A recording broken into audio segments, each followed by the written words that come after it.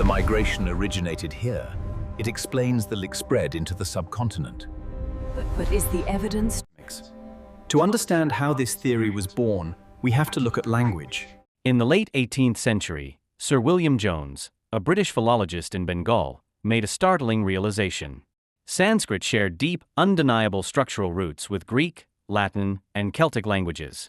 Words for basic human concepts like mother, father, and brother were almost identical.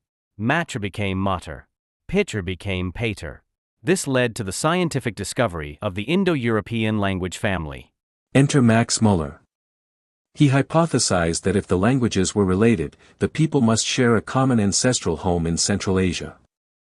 He used the Vedic word Arya, which originally meant noble or cultured, to describe this linguistic group.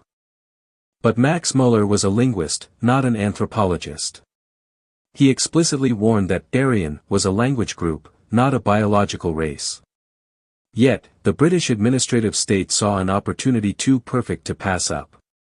They took a theory of grammar and turned it into a theory of blood and conquest. Why were the British so eager to push the idea that India was conquered by foreign invaders? The answer lies in the survival of their own empire. First, moral justification. The British faced a constant philosophical dilemma. How do you justify ruling over a civilization that is thousands of years older than your own? The invasion theory solved this instantly. By framing India's history as a perpetual cycle of invasions, the British could say, "You have never ruled yourselves.